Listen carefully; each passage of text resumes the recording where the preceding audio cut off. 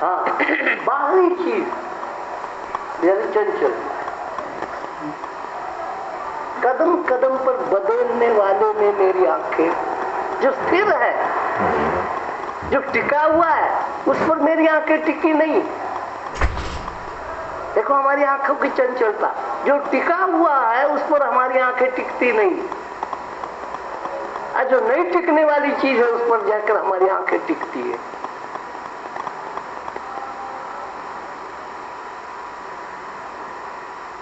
तो गलती हो गई आंखों की। तो टिकाऊ आंखें बाहर नहीं है, एक टिकाऊ आंख है जो भीतर है। उन आंखों से जब देखोगे तो ईश्वर साक्षात्कार होगा। माया देखने की आंख और है, अब ब्रह्म देखने की आंख और है। अब ब्रह्म देखने की आंख जब तक जागृत नहीं होती, ब्रह्म कैसे देखोगे? जगत देखने की आंख है तो अलर्ट है, खुली है, पापन का पर्दा हटा करके एंड टिकटिकी लगा करके देखिए। सत्संग में भी कोई आदमी अगर नहीं आई, औरत आई चमकदार कुछ पहन करके आई, आपकी सबकी आंखें उधर जाती है। क्या कमाल है, ये कौन है, क्या साड़ी है, पता नहीं कहां से खरीदी होगी, कहां गई आंखें? मैं बैठे बैठे देखता हूँ, कोई नई दुल्हन आ जाए, आपकी सबकी आंखें उधर।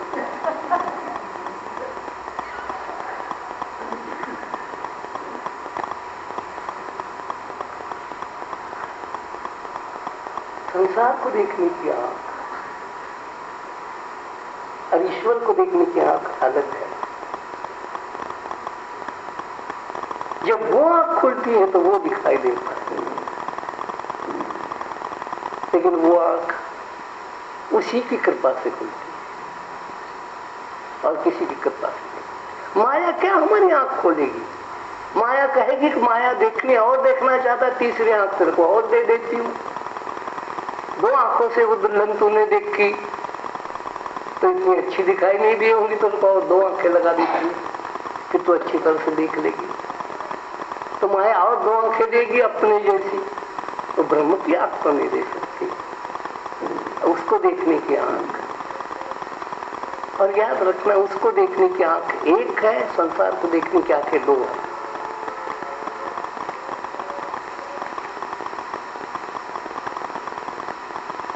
इसलिए दोहरा आक्रमण हो जाता है। सिंगल आंख होती तो एक बार हल्का हमला होता है, डबल आंख है तो डबल हमला हो जाता है। और आपने कभी देखा होगा, कोई ऐसी चीज आपके सामने आ जाए, गहनों से लदी हुई स्त्री, तो ये नहीं कि आपकी बाई आंख देखेगी, बाई इधर हो जाएगी और दोनों आंखें उधर चली। अरे भाई एक से तो देखा, एक आंख से देखा, आइए तो चलो एक आंख से, लेकिन हो नहीं सकता एक आंख से आप उसको देखोगे, आपकी मुंडी घूम जाएगी, उसको दोनों आंखों से देखा।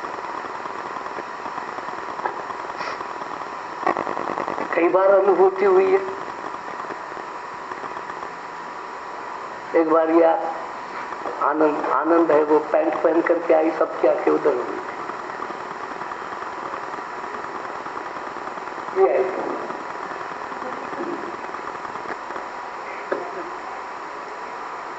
फटाफट घूम जाओ, घूम गई।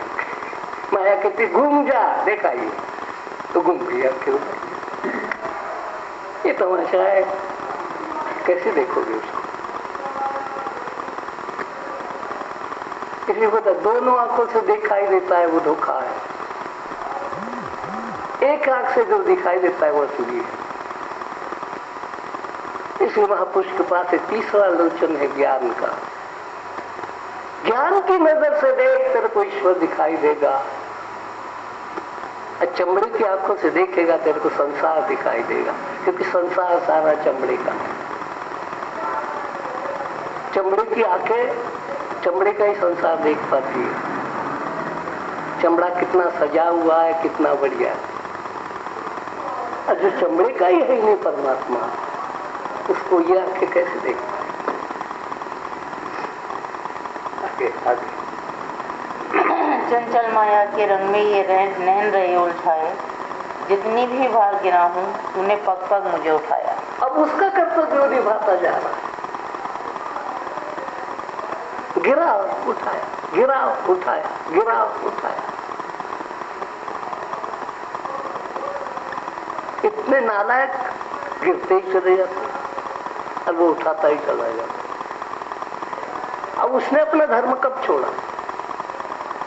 उसने अपना कर्तव्य कब छोड़ा? जरा गिनती करोगे संसार में रहते हुए जितनी उम्र हो गई होगी, आपको गिनने भी नहीं जा सकोगे इतनी बार गिरे। मानसिक लेवल पर, शारीरिक लेवल पर इतनी बार गिरे हो कि जिसकी आपके पास गिनती नहीं होगी। और उतनी बार उसने उठाया। क्या बात है? में लग रहा है।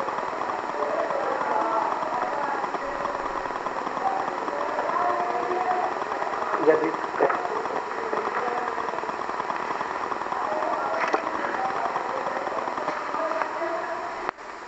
तूने पग पग मुझे उठाया। भव सावरकर की लहरों में भटकी जब मेरी नैया, तट छूना भी मुश्किल था, नहीं दिखे कोई खिवैया। तू लहर बनाता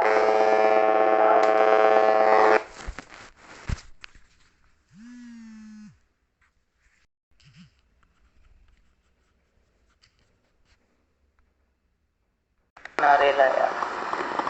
भव सागर के अंदर नैया क्यों भटकती है? क्योंकि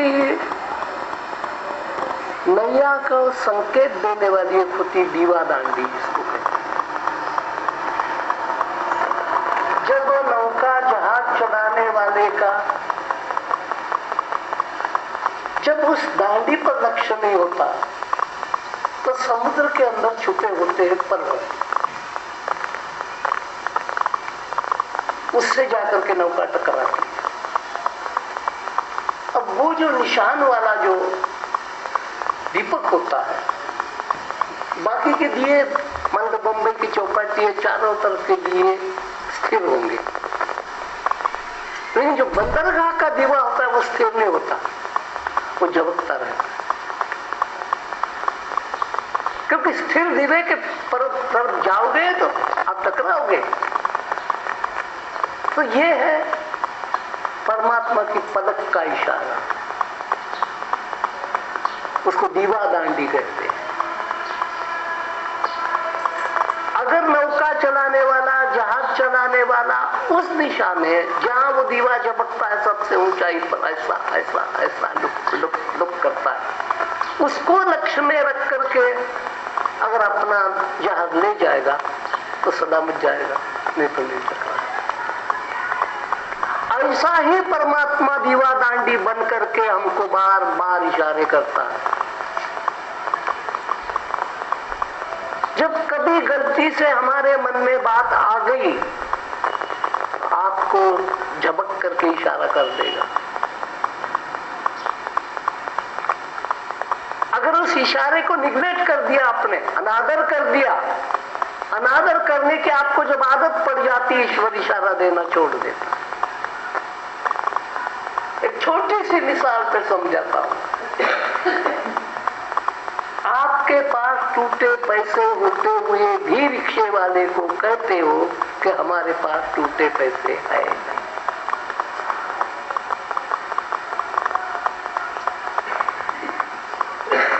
अब उस समय हल्की सी ग्लानि आपके अंदर आ जाती है। जब होते हुए भी आपको नहीं कहना पड़ता है तो आपका जो आत्म तेज होता है वो थोड़ा फीका पड़ जाता है।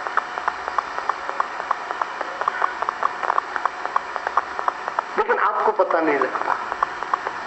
सच बोलने में तेज जोरदार होता है, झूठ बोलने में लवमंद पड़ जाती है।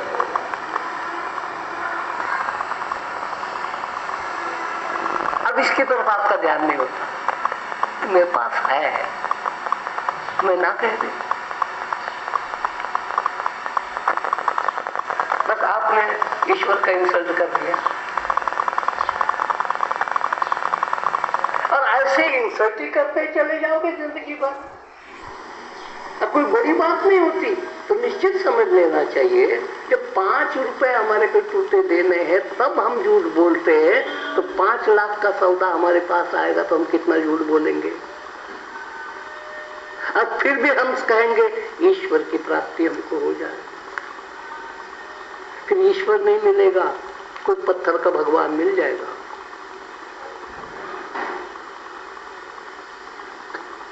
क्योंकि परम सत्य सत्य के सिक्के के बिना कैसे मिलेगा।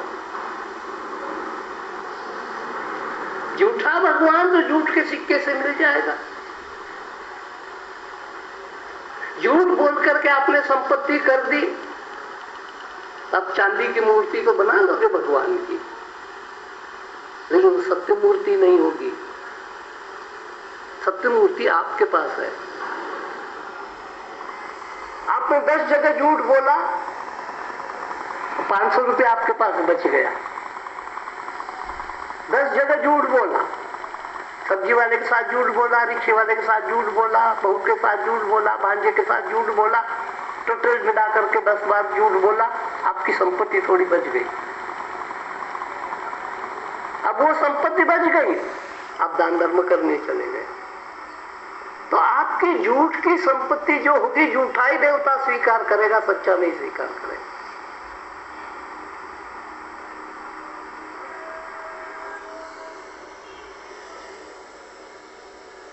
फिर उसी मंदिरों में, उन्हीं मंदिरों में, उन्हीं देवस्थानों में झगड़े होंगे, बादल तो हो रही थी, क्योंकि चढ़ावा झूठ का है। देवस्थानों में आपस में सारे कहते सेवक हैं, हम भक्त हैं, दुर्गाना मंदिर के भी हम भक्त हैं, यहाँ का जो मंदिर है देवी तालाब का उसमें भी भक्त है, उनके आपस टकराव कैसे? तू चोर क्यों कहते हैं? क्योंकि चढ़ावा सारा चोरी का है, झूठ का है। यहाँ क्यों तू मैंने नहीं है, और वहां क्यों तू मैंने? षड्यंत्र रचने पड़ते, कारस्थान रचने पड़ते हैं, वकील करने पड़ते हैं। ये कोई धर्म क्रिया है? केस चलाने के लिए वकील करना पड़ा। तो गहराई से सोचो तो आपको पता लग जाएगा, क्या असत्य वहां धर्म नहीं हो सकता? फिर कौन हो सकता है? माया ही धर्म का रूप लेकर के वहां बैठ जाएगी, आपको चक्कर में डालेगी कि मैं ही ब्रह्म हूं। हमारे जैसे नहीं कर सकते ये मंदिर।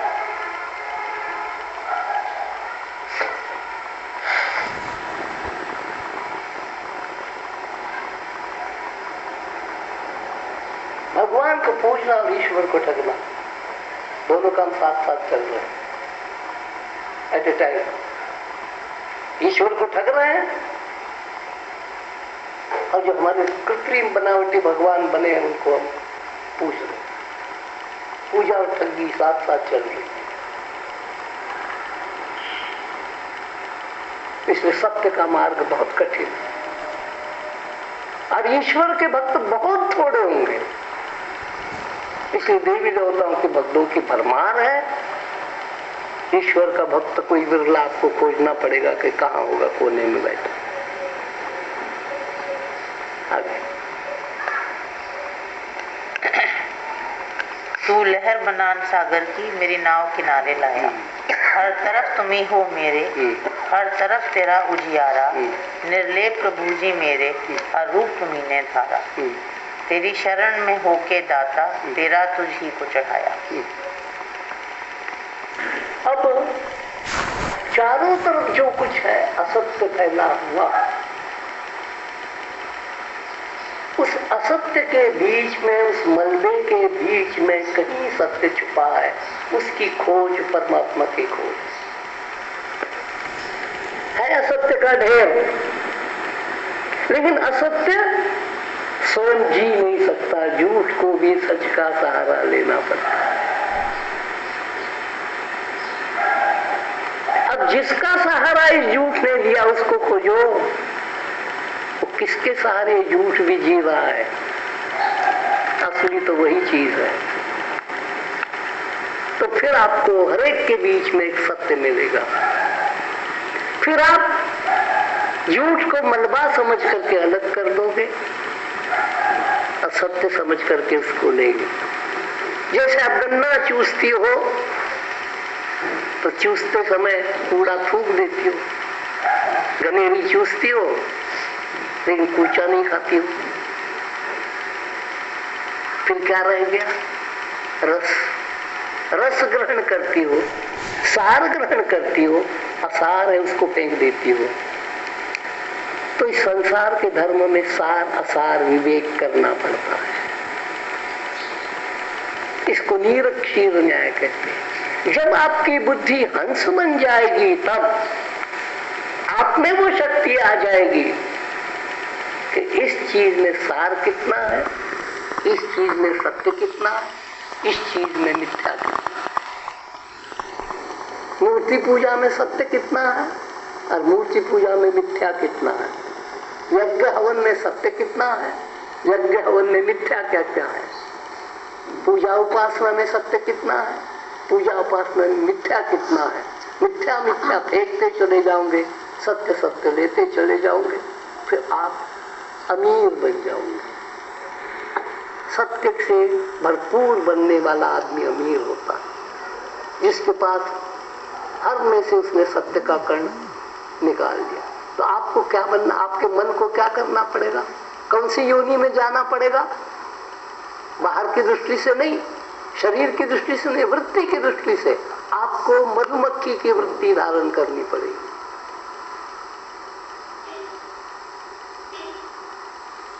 मधुमक्खी निकलती है शहद की बूंद के लिए।